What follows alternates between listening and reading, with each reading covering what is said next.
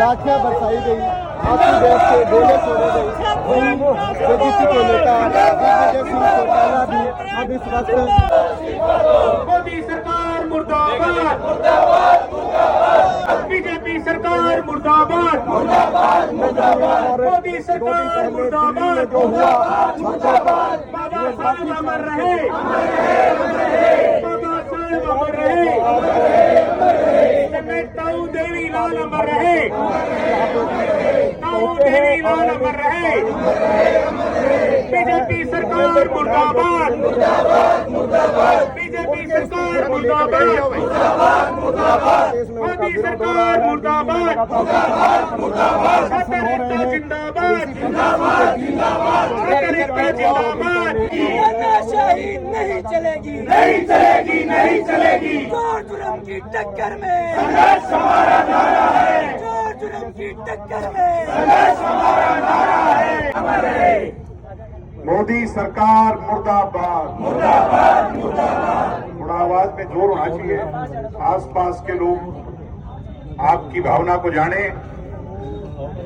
मोदी सरकार मुर्दाबाद, मुर्दाबाद, मुर्दाबाद, बीजेपी सरकार मुर्दाबाद, मुर्दाबाद, मुर्दाबाद, पेपर चोर सरकार मुर्दाबाद, मुर्दाबाद, मुर्दाबाद, युवाओं को अन्याय से प्रताड़ित करने वाली सरकार मुर्दाबाद, मुर्दाबाद, मुर्दाबाद, युवाओं पर लाठियां चलवाने वाली सरकार मुर्दाबाद, मुर्दाबाद, मुर्दाबाद, हमारी बहनों को पीटने वाली सरकार मुर्दाबाद, मुर्दाबाद, मुर्दाबाद, मोदी सरकार मुर्दाबाद, मुर्दाबाद, मुर्दाबाद, बीजेपी सरकार मुर्दाबाद, मुर्दाबाद, मुर्दाबाद, लीक पेपर लीक करवाने वाली सरकार मुर्दाबाद, मुर्दाबाद, मुर्दाबाद, इनकलाब जिंदाबाद, इनकलाब जिंदाबाद, बाबा साहब, अमर रहे, बाबा साहब, अमर रहे, चौधरी देवीलाल जी, अमर रहे, चौधरी देवीलाल जी, अमर रहे। बहुत बहुत धन्यवाद। आज इस बड़ी संख्या में दोपहर 1 बजे ही आप लोगों के बीच में ये गुजारिश की थी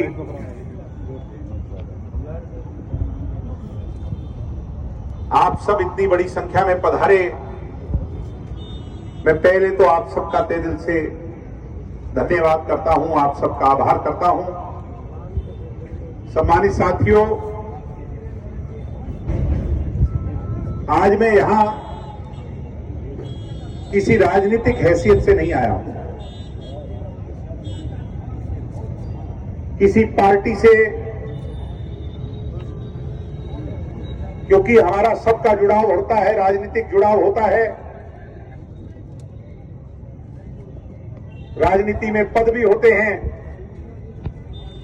मगर सिरसा के इस जंतर मंतर पर वो सारी चीजें मैं पीछे छोड़ करके आया हूं। मैं इसलिए आया हूं क्योंकि 20 तारीख को दिल्ली में सोनम वांगचुक के ऐवान पर देश की सरकार के खिलाफ लीक पेपर चोरी के मामले में एक प्रोटेस्ट कॉल किया गया था। उस प्रोटेस्ट में हमने भी अपने साथियों को इस संघर्ष में उनका साथ देने के लिए गुजारिश की। जब मैं अपने घर से चला तो दिल्ली में जगह जगह जाम लगा हुआ था। रास्ते में मैंने शीशा उतारकर पुलिस वाले से ये पूछा कि आज ये जाम किस बात का है भाई। तब महसूस हुआ कि देश के कोने कोने से लोग सोनम वांगचुक और अभिषेक दीपके की ऐवान पर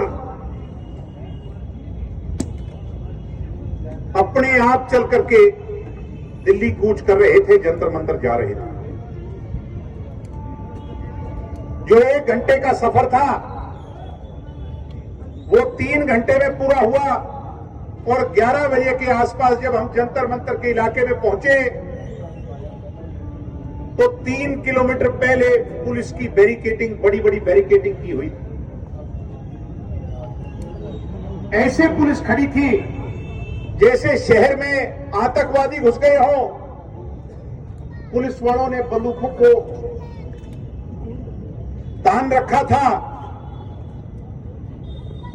और जो भी गाड़ियां थी उन्हें रुकवाया जा रहा था। हमने भी पैदल कूच करने का मन बनाया। 3-4 किलोमीटर चल करके जब जंतर मंतर पर हम पहुंचे, मुझे भी राजनीति के अंदर आज 12-13 साल हो गए हैं। 2013 से मैंने अपने जीवन काल में बहुत रैलियां देखी हैं, धरने देखे हैं, जलसे देखे हैं, बहुत बड़े बड़े प्रदर्शन देखे हैं। जब हम छात्र राजनीति में होते थे तो मैंने अन्ना हजारे का आंदोलन बहुत नजदीक से देखा है। पिछली पंक्ति में खड़े रहकर उस क्रांति को जन्म लेते हुए देखा है। मैंने दिल्ली में रहकर स्वामी रामदेव के आंदोलन को भी बहुत नजदीक से देखा है। भ्रष्टाचार के खिलाफ आंदोलन देखे हैं। देश के अंदर बहुत मुद्दों पर आंदोलन देखे हैं, मगर जब से सुध संभाली है शिक्षा के नाम पर, शिक्षा के भविष्य पर, यह पहला आंदोलन देखा है। साथियों, में बड़े विश्वास से जो लोग वहां मौजूद नहीं थे उनको अपने आत्मा की आवाज सुना सकता हूं, कह सकता हूं कि अपने जीवन में मैंने इतनी भीड़, इतने सिरों की गिनती कभी नहीं देखी। इतनी भीड़ मैंने कभी नहीं देखी। और यह बताया जा रहा था कि जितनी भीड़ आपको सड़कों पर नजर आ रही है, इस कायर सरकार ने भीड़ से डरकर मेट्रो स्टेशन और रेल के दरवाजे बंद कर दिए। उन लोगों को ऊपर नहीं आने दिया। जितनी भीड़ सड़कों पर थी, ये बताया गया, Connaught Place, Jantar Mantar, Parliament Street, Civil Secretariat, इस सारे इलाके के अंदर इतनी भीड़ नीचे अंडरग्राउंड में फंसी हुई। हम राजनीतिक लोग जब अपनी रैली करते हैं, 20, 30, 40, 50 हजार लोग अगर एकत्रित हो जाएं, तो कहते हैं कि आज तो रैली कामयाब थी जी, 2, 4, 5 लाख लोग आए। मैंने उस दिन जो नजारा देखा, और आजकल लोगों को बुलाना पड़ता है, साधन मुहैया कराने पड़ते हैं, बसें मुहैया करानी पड़ती हैं, मगर मैंने उस दिन जो नजारा देखा, मेरे रोंगटे खड़े हो गए। युवा साथियों, मेरे रोंगटे खड़े हो गए। मैं ऐसे ऐसे साथियों से मिला। एक भाई मुझे असम से मिला जो गुवाहाटी से चल करके आया था। वो कहने लगा, भाई साहब, मैं 18 तारीख की ट्रेन में चढ़ा था, आज यहां पहुंचा। कोई मुझे बाड़मेर से मिला, कोई मुझे नागपुर से मिला, कोई मुझे J&K से मिला। ऐसे में हरियाणवी होने के नाते मुझे महसूस हुआ कि तेरा दायित्व तो इनसे लाख गुना पहले है, क्योंकि इस दिल्ली के 3 और हरियाणा बसा। मैं वहां आगे गया। हम आगे तो नहीं पहुंच पाए क्योंकि जनता बहुत थी, मगर हमने वहीं बैठकर अपनी बात, उनकी आवाज में आवाज मिलाने का काम किया। क्योंकि हमारा प्रोटेस्ट नहीं, ये तो उन बच्चों की लड़ाई थी, उनके नेतृत्व में जो आवाज चल रही थी उसकी लड़ाई थी। हमने भी नारे लगाए, मगर एक बात मैंने बहुत अलग देखी युवा साथियों। कहते हैं इस उम्र में स्टूडेंट लाइफ के अंदर जोश बहुत होता है, मगर जोश के साथ पेशेंस रखनी, यानी होश रखना, यह सबसे कठिन कार्य है। इतनी बड़ी भीड़ का नेतृत्व करना, लाखों लोगों को संगठित करना और उस भीड़ को नियंत्रित रखना, उसको कानून के दायरे में रखना, मैं आज सिरसा की इस धरती से खड़ा होकर के उन लोगों को जिन्होंने वो संघर्ष लड़ा, उनको सल्यूट करता हूं, उनको सलाम करता हूं। साथियों, हमने अपना समर्थन देकर जब वहां से निकलने लगे तो पुलिस वालों ने उग्र रूप अपना लिया। वो रुके हुए थे, सरकार का इंतजार कर रहे थे, मगर पुलिस वालों ने इनके आकाओं के आदेश पर बल प्रयोग शुरू कर दिया, लाठियां चलानी शुरू कर दी। और पहली बार ऐसा नजारा देखा कि आगे से भी लाठियां बरसानी शुरू कर दी और भीड़ के पीछे से भी लाठियां बरसानी शुरू कर दी, आंसू गैस के गोले चलाए। किसी जमाने में सुना था कि जनरल डायर ने जलियांवाला बाग में आगे से भीड़ को नियंत्रित कर और पीछे से गोलियां चलाने का काम किया था, सुना था। मगर इस सरकार में जो उस दिन हमने देखा, जो सड़कों पर कोहराम बरता, साथियों, लाठी डंडे तो चलते देखे, मगर लाठियों में कील लगा करके वो तस्वीरें किसी से छुपी नहीं है। आपके तो यहां ये तस्वीरें लगी हुई हैं। एक साथी एडमिटेड है, कल उससे ये लोग मिलने भी गए, उसके सारे शरीर पर कील के निशान है। आपने भी तस्वीर देखी है कि नहीं? उसकी आंख भी इन लोगों ने 100% डैमेज कर दी। 9 लोग ऐसे हैं जो क्रिटिकल हालत में, सिविल ड्रेस के अंदर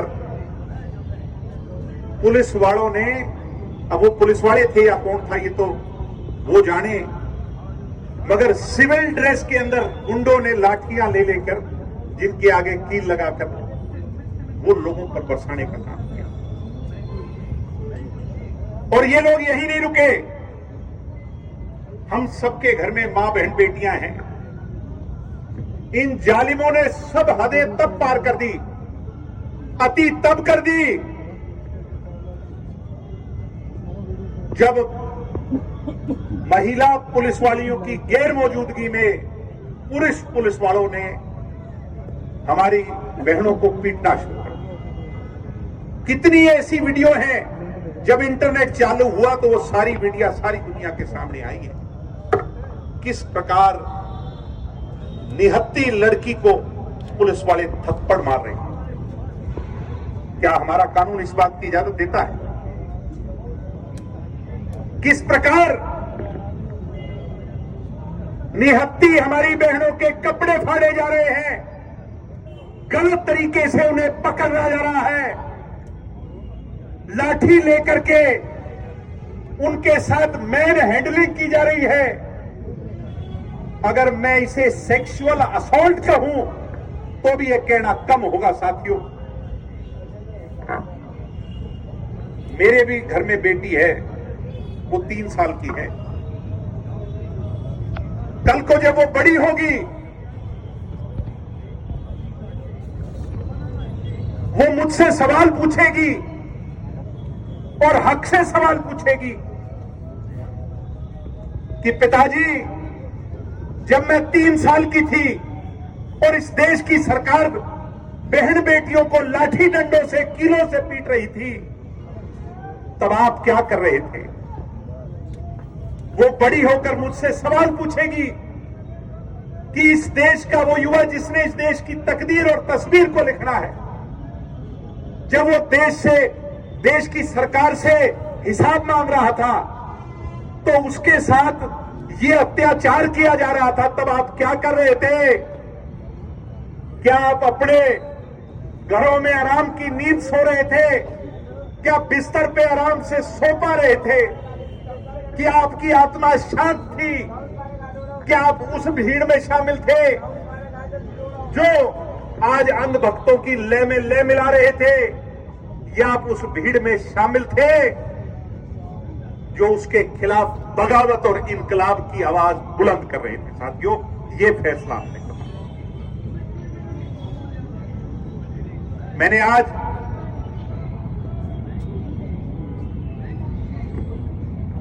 उन लोगों से बात की जो आंदोलन को दिल्ली में चला रहे हैं।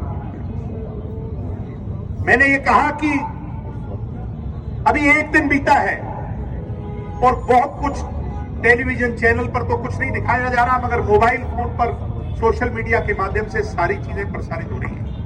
सोशल मीडिया का जमाना है। मेरी आत्मा नहीं मानती और मैं जवाबदेह हूं आने वाली पीढ़ी का, क्योंकि हम अपने आप को नेता कहते हैं। नेता वो होता है जो लीडर होता है। लीडर उत्तरदायी होता है अपने पीछे खड़ी भीड़ का। मेरे पास जवाब नहीं है साथियों। मैंने उनसे कहा मुझे यह बताओ कि मैं क्या करूं। मैं वहां आकर तुम्हारी जलपान की सेवा करूं, तुम्हारे लिए लंगर की सेवा करूं, तुम्हारे साथ नारे लगाऊं, पिछली पंक्ति में अंतिम कोने में बैठकर तुम्हारी आवाज में आवाज मिलाऊं। मुझे उन लोगों ने एक बात कही कि भाई साहब यहां पर बहुत लोग हैं, 30, 40, 50 हजार लोग अभी भी वहां बैठे। यहां आकर आप नारे लगा भी लोगे, हो सकता है हमें बल मिले, आपके कहने से कुछ साथी और शामिल भी हो जाएंगे, मगर ये आवाज तब तक कामयाब नहीं होगी जब तक ये देश के अलग अलग कोणों में ना गूंजे। आज तस्वीरें आई हैं, बिहार की तस्वीरें आई हैं, जहां पर पटना विश्वविद्यालय के छात्रों ने, एक जमाना था 1977 का, जयप्रकाश नारायण जी के ऐवान पर इमरजेंसी के खिलाफ अगर उस 76-77 की क्रांति का जन्म हुआ था तो पटना के उस विश्वविद्यालय से हुआ था। आज मुझे उन जख्मों पर मरहम लगाने के लिए उन साथियों ने वहां आवाज उठाई है, मुझे खुशी होती है। आज सिक्किम में आवाज उठाई है, आज केरल में आवाज उठाई है, आज जम्मू कश्मीर में आवाज उठाई है, मगर दिल्ली के 3 तरफ राज करने वाला हरियाणा, उन साथियों ने मुझे कहा आज भी शांत बैठा है। अगर हरियाणा शांत बैठेगा तो न्याय की लड़ाई दिल्ली में क्या जीती जा सकती है? नहीं जीती। इसीलिए उन्होंने कहा भाई साहब यहां आने की आवश्यकता ना माने, अभी हो सकता है अगले 1 या 2 या 3 दिन के अंदर हम आपको दिल्ली बुलाएं तो सारी भीड़ के साथ चल करके अपने धरने को सम्मिलित करने के लिए आप दिल्ली में आ जाना। जब आवश्यकता पड़ेगी और उसकी आवश्यकता आधी रात को भी पड़ेगी तो आपको हम जरूर याद करेंगे, मगर तब तक 1 दिन लगे, 2 दिन लगे, 3 दिन लगे, जितना भी समय लगे तब तक आप अपने इलाके के लोगों को जागरूक करने के लिए निकल जाओ। इसीलिए मैंने आपसे पहली बात कही थी कि उस जो पद को, जो मेरी राजनीतिक हैसियत का पद है, मैं पीछे छोड़ करके आपके बीच में न्याय की इस लड़ाई में, असूल की इस लड़ाई में, इनजस्टिस की इस लड़ाई में आज आपके बीच में यहां पहुंचा। अगर वो बच्चे जिनके शरीर पर कई कई जख्म हैं, घाव हैं, खुले घाव हैं, वो बहन बेटियां जो अपनी आईएएस की, यूपीएससी की तैयारी करने का काम छोड़ करके उन धरने के अंदर जो है ना पुलिस के डंडे खा करके बैठी, वो गरीब घर के बच्चे जिनका एक वक्त का गुजारा भी उनकी मेहनताने से चलता है, कोई असम से आया है, कोई राजस्थान से आया है, कोई कहीं और से आया है, वो सारे काम छोड़ करके उस लड़ाई को लड़ रहे हैं। सिरसा में एक महापुरुष ने जन्म लिया जिसने देश की जंग आजादी से लेकर, इस प्रदेश की आजादी से लेकर गरीब, किसान, कमेरे और मजदूर की आजादी के लिए सारा जीवन कुर्बान कर दिया। उन चौधरी देवीलाल के चरणों में आज मैं आपसे ये मांगता हूं सिरसावासियों, ये मत सोचना कि मैं कोई यहां पर बैठ जाऊंगा, कोई राजनीतिक रोटियां सीख लेंगे, नारे लगा लेंगे, भाषण करेंगे। मेरे दिल में तो उस दिल्ली में हुए घटनाक्रम को लेकर के सच में जख्म हुआ, पीड़ा हुई है, दर्द, चोट उनके लगी है, दर्द हमें भी हुआ। और शायद अगर आपको भी थोड़ा बहुत दर्द हो रहा हो, तो जब तक दिल्ली का बुलावा नहीं आ जाता, उसमें 1, 2, 3, 4 जितने भी दिन लगे, तब तक हम मिलजुल करके क्या इसकी आवाज को बल दे सकते हैं, मजबूती दे सकते हैं। कोई पार्टी का नारा ना लगाओ, कोई नेता का नारा ना लगाओ। नारे लगाने हैं तो महापुरुषों के लगाओ, और नारे लगाने हैं तो उन साथियों के संघर्ष के लगाओ। अगर पार्टी का नारा लगाएंगे तो हम पहले ही बढ़ जाएंगे, यहीं बढ़ जाएंगे। इनकलाब जिंदाबाद, इनकलाब जिंदाबाद। इसलिए मैं आपसे गुजारिश करने आया हूं कि अगर वो बच्चे सड़क पे सोएंगे, और मेरे कहने पे अगर आप इतनी बड़ी भीड़ में आए हो, तो मैं ये अपने लिए बहुत बड़ी बात मानता हूं। मैं आपका तहे दिल से शुक्रिया अदा करता हूं। अगर वो बच्चे सड़क पर सोएंगे, अगर वो घाव लेकर के सोएंगे, अगर उनका खून बहेगा, तो हम भी जाकर बिस्तरों में नहीं सोएंगे, हम भी सड़क पर सोएंगे, संघर्ष करेंगे जब तक उनको न्याय। दिग्विजय सिंह तुम आगे बढ़ो, दिग्विजय सिंह तुम आगे बढ़ो, हम तुम्हारे साथ। हो सकता है कि आज बहुत जल्दी हो, समय हमें कम मिला हो, संदेश हमारा कम गया हो। कुछ ऐसे लोग हैं जो हमें एक पक्ष का मान रहे हो, पानी की गहराई को माप रहे हो। जो देवीलाल जी ने बहुत जीवन में संघर्ष किया, आज उनके चरणों में ये शपथ लेते हैं कि बच्चों की, नौजवानों की, देश के भविष्य की आवाज को, उनके भविष्य को असुरक्षित नहीं होने देंगे। उसकी लड़ाई के लिए कुर्बान। युवा शक्ति जिंदाबाद, जिंदाबाद, जिंदाबाद। सुबह, क्योंकि हम कुछ साथी तो यहीं रहेंगे, सुबह प्रातः 7 बजे से मेरी आप सबसे गुजारिश है, 7 से भी पहले आने की कोशिश करें और शाम तक इस धरने में शामिल हों। लोगों को जागरूक करें, ज्यादा से ज्यादा सोशल मीडिया पर, और सबसे ये आग्रह करें, हमारे यहां पर बहुत बड़ी यूनिवर्सिटी है, मैं मेरी बहनों से कहूंगा, ये लड़ाई सिर्फ चौधरी देवीलाल विश्वविद्यालय में बसने वाली लड़कियों की नहीं, उन्हें भी महसूस हो रहा है कि वहां क्या हुआ। वो दिल्ली नहीं जा सकती, मगर यहां पर सम्मिलित शामिल होकर के वो अपनी ताकत दिखा सकते। यहां पर बहुत कॉलेज है, प्राइवेट कॉलेज भी।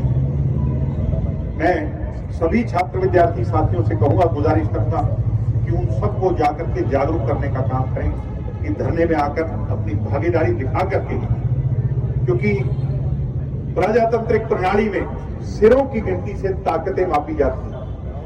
अगर आज इस सरकार के चेहरे पर शिकस्त है, पसीना आया है, तो इसलिए नहीं आया कि उन लोगों ने अपनी आवाज उठाई और पार्लियामेंट चले गए, इसलिए आया कि 12 साल शहंशाह ने इतनी कभी भीड़ नहीं देखी थी जो इस बार देखी, सिरों की गिनती नहीं देखी थी जो इस बार। एकता जिंदाबाद, जिंदाबाद, जिंदाबाद। इसलिए मैं आपसे कहता हूं, आओ मिलजुल करके इस लड़ाई को, हमने सिरसा में जन्म लिया, हमारा गृह क्षेत्र है, सिरसा के लोगों से आह्वान करता हूं, हाथ जोड़ करके अपील करता हूं कि आओ मिलजुल करके दिल्ली के अंदर जंतर मंतर पर बैठे लोगों को ये दिखाएं कि कम से कम चौधरी देवीलाल की जन्मभूमि के लोग जागरूक हैं, सोए नहीं हैं, गुलाम प्रवृत्ति के नहीं हैं, बल्कि अपनी आवाज को उठाना और उसे हासिल करना जानते हैं, अपने हक को हासिल करना। इसीलिए आज ये धरने की शुरुआत, और उन्होंने मुझे कहा था, भाई साहब जहां भी जाओ वहीं जंतर मंतर बना देना। तो मुझे खुशी है कि मैं जब यहाँ आया तो आपने सिरसा का जंतर मंतर पहले से ही बना रखा है। ये वो साथियों की मैं मीडिया के माध्यम से कहूंगा कि इसको दिखाने का काम है कि सिर्फ जंतर मंतर दिल्ली में नहीं है, बल्कि सिरसा में जंतर मंतर, पूरे हरियाणा में जंतर मंतर, पूरे देश में जंतर मंतर, और जंतर मंतर की आवाज के आगे शहंशाह को झुकना होगा, झुकना होगा, झुकना होगा। और इसी संकल्प के साथ मैं यहां पर पधारे सभी साथियों को धन्यवाद करता हूं। अभी हम इसको सुझाव ले लेंगे, हमारे बड़े भी हमारे बीच में मौजूद हैं, चलाना कैसे है, व्यवस्था कैसे चलानी है, और बहुत समझदार लोग हैं, पढ़े लिखे हमारे स्टूडेंट साथी भी हैं, वो इसका संचालन करें माइक का और आगे इसको चलाएं, व्यवस्थित तरीके से चलाएं। सुबह कितने बजे से शुरू करना है, कितने बजे तक इसको रखना है, मगर मैं इस बात की घोषणा करता हूं कि हम तब तक नहीं हिलेंगे जब तक दिल्ली से उन साथियों का बुलावा ना आ जाए। मैं दिल्ली से कार्यक्रम करता हुआ और आगे के सारे कार्यक्रम कैंसिल कर करके आया हूं। यहीं बैठूंगा, यहीं सोऊंगा, यहीं उठूंगा, और थोड़ी देर में यहीं शामियाना लगा लेंगे। चिंता ना करियो, बारिश का मौसम है, कोई ये सोचता हो कि सारी व्यवस्था कर लेंगे, आधे पौने घंटे में सारी व्यवस्था हो जाएगी साथियों। मगर इन लोगों के कान में जो इतना मैल जमा है अहंकार का, वो तो निकालेंगे। इस जंतर मंतर से उस जंतर मंतर तक की आवाज कनेक्शन से जोड़ देंगे, इस लय को नहीं टूटने देंगे। मैं वादा देता हूं। इंकलाब जिंदाबाद, इंकलाब जिंदाबाद। तो आप सब पधारे, आपका धन्यवाद। और मैं आपके मूल्यवान सुझाव के लिए, रणदीप जी सबके सुझाव ले लें, 2 मिनट सबकी बात सुन लें, क्योंकि लड़ाई तो सबके सुझाव से लड़ी